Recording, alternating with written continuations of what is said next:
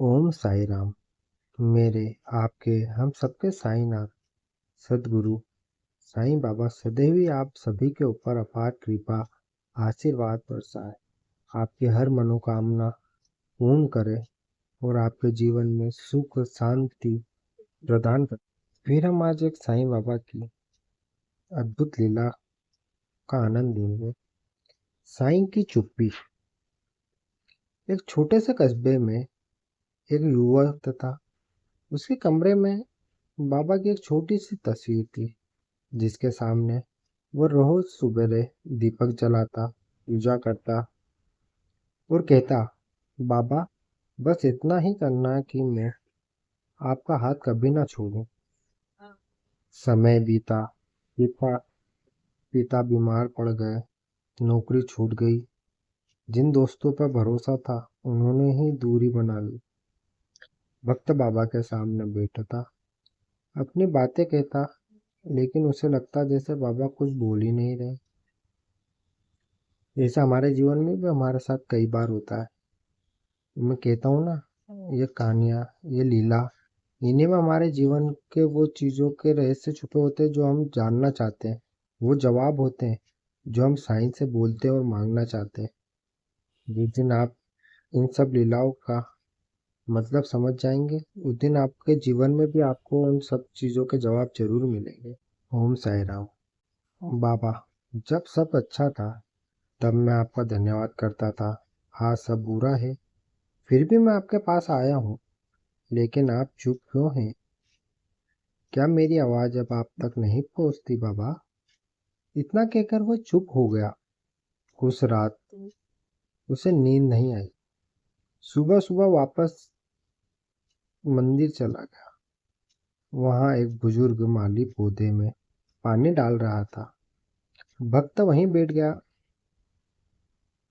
माली ने मुस्कुराकर पूछा, बेटा, बहुत भारी मन लेकर आए हो? भक्त ने अपनी सारी बातें बता दी। माली कुछ देर शांत रहा, फिर एक पौधे की ओर इशारा कर कर बोला, इसे देखो। भक्त ने देखा, पौधा सूखा सूखा सा लग रहा था। माली बोला, मैं इसे रोज पानी देता हूँ, लेकिन कई दिनों तक इसमें कोई बदलाव दिखाई नहीं देता। इसका क्या मतलब है कि पानी बेकार जा रहा है?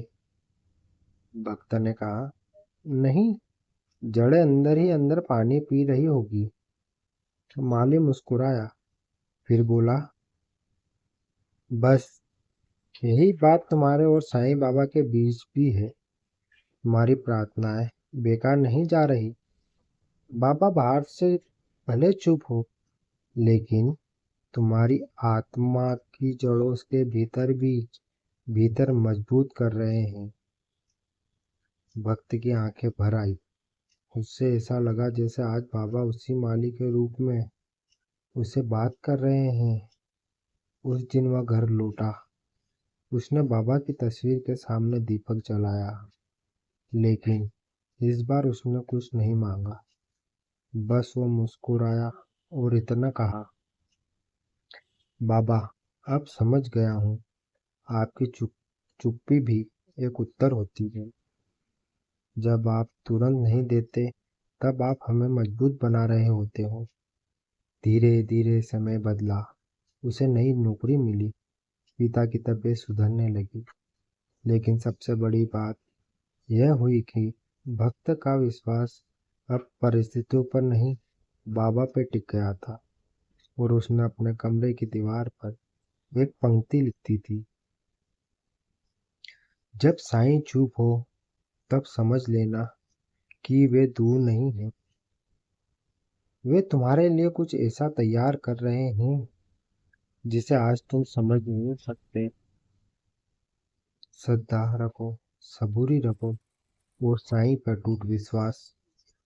साईं बाबा सदगुरु प्यारे शिरडी वाले सदैव ही आप सभी की मनोकामना इच्छा पूरी करे। और साईं परिवार के सभी सदस्यों से विनती है कि इन लीलाओं को और अन्य साईं भक्तों तक पहुंचाए, ताकि ऐसे ही जो भी हमारे साईं परिवार या साईं भक्त हैं उनको अपने जवाब मिले और वो भी साईं लीलाओं का आनंद ले सके। ओम साई राम, ओम साई राम, ओम साई राम।